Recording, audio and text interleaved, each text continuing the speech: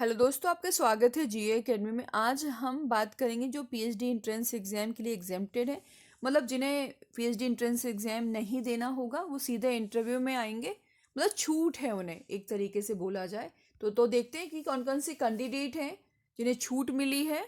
UGC net with JRF, UGC CSIR net with JRF, teacher fellowship holder या कि फिर foreign research fellowship holder या कि फिर एम फिल करा हो एज पर यूजीसी रेगुलेशन 2009 के अकॉर्डिंग एम फिल करा हो, जो भी रेगुलेशन यूजीसी की रेगुलेशन जो कहती है उसके अकॉर्डिंग।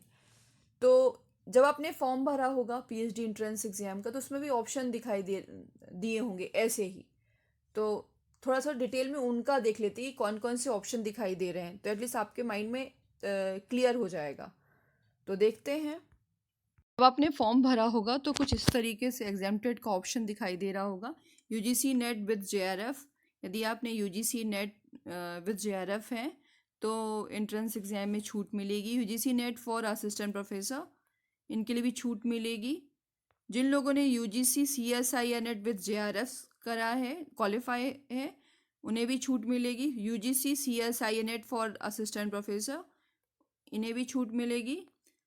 साथ ही साथ में जो टीचर फेलोशिप होल्डर हैं उन्हें भी छूट मिलेगी, और any other government research fellowship holder and any foreign research fellowship holder.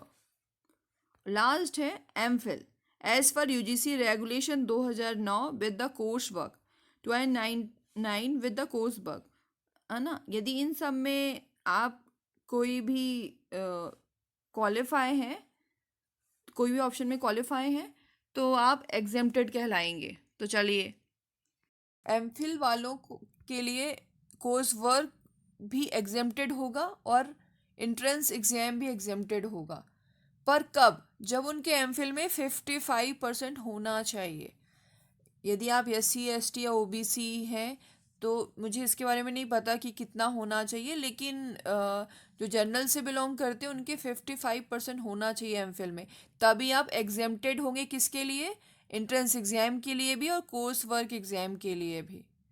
ना तो कोर्स वर्क की क्लासेस लेनी पड़ेगी, ना ही तो आपको एग्ज़ाम देना पड़ेगा, ना ही आपको मतलब फ़ीस देनी पड़ेगी, रजिस्ट्रेशन फ़ीस देनी पड़ेगी, नहीं देनी पड़ेगी। तो मतलब सब इन सब में आपको छूट मिलेगी, पर जब आपके एमफिल में 55% होना चाहिए। और नहीं तो आप इंक्वायरी में पूछ लेना, BU की इंक्वायरी में कि क्या कहते हैं वो।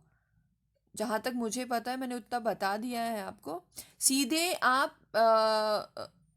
आपको इंटरव्यू में तो आना ही पड़ेगा, क्योंकि आपके टॉपिक कैसा है, क्या है, कितना वर्क किया है आपने, वो देखने के लिए। फिर उसके बाद ना तो आपका कोर्स वर्क क्लास ज्वाइन करना है, ना ही आपको एग्ज़ाम देना है कोर्स वर्क का, क्योंकि आपने एमफिल में सब ये सब कर लिया है। कोर्स वर्क भी, एग्ज़ाम भी ले लिया, दे दिया है, और साथ ही साथ में क्लास भी ले लिया है।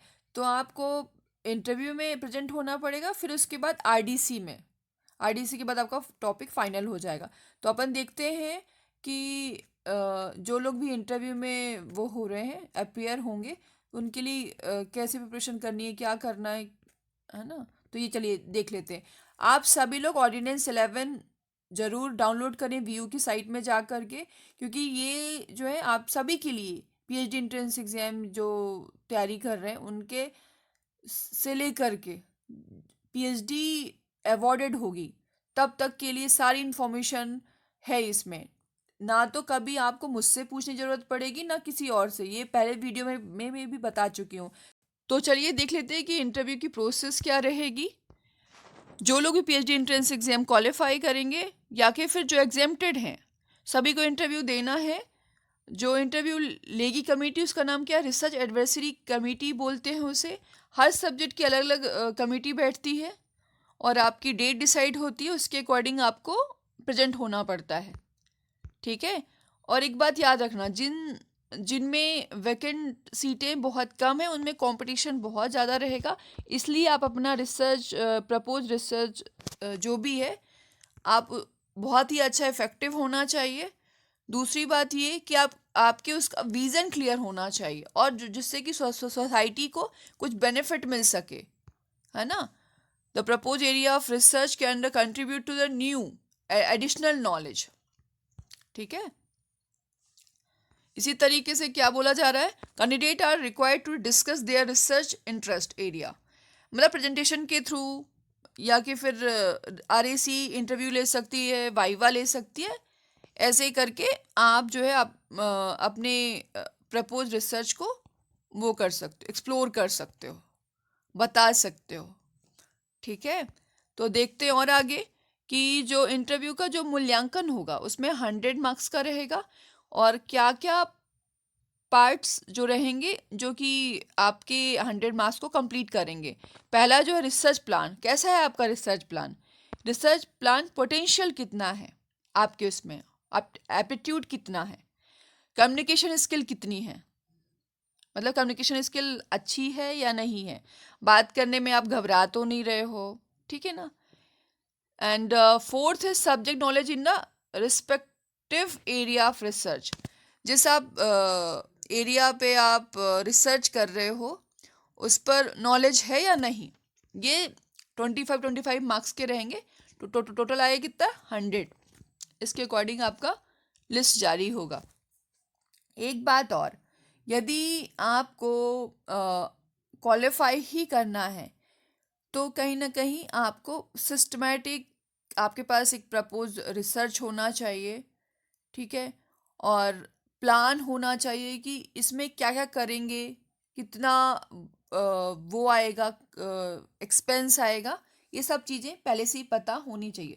वैसे ज़्यादा यहाँ कोई दिक्कत नहीं होती है, लेकिन हाँ जिसमें सीटें बहुत कम है उसमें फिर यदि आपके मार्क्स कम आते हैं फिर रेफरेंस लगाओ, है ना, या कि फिर सोर्स लगाओ तो सही नहीं होता। इसलिए आप लोग अपने तरीके से अच्छे से प्रपोज रिसर्च बनाएं और उसको थोड़ा सा अच्छे से एक्सप्लेन करें, क्योंकि सबसे ज़्यादा ये होता है कि आपका रिसर्च का टॉपिक क्या है। ये टॉपिक बहुत अच्छा होगा ना तो तुरंत आपको ले ही लेंगे, ऐसा होता है। तो और अपन और आगे देखते हैं कि और क्या कह रहा है। और आपकी जो मेरिट बनती है, RAC shall decide the cut off marks in a interview for admission for PhD. फिर यदि आपकी आरएसी क्लियर हो जाती है तो पीएचडी के लिए आप क्वालिफाई हो जाते हो फाइनल। फिर उसके बाद आपको कोर्स वर्क के रजिस्ट्रेशन के लिए फॉर्म भरने पड़ते हैं, फिर मैं आगे की प्रोसेस बताती जाऊंगी, आप लोग करते जाना, ठीक है। और क्या बताना था, एक बात और बतानी थी एमफिल वालों के लिए, मुझे वो चीज़ मिल नहीं रही है। अरे हाँ, ये देखिए,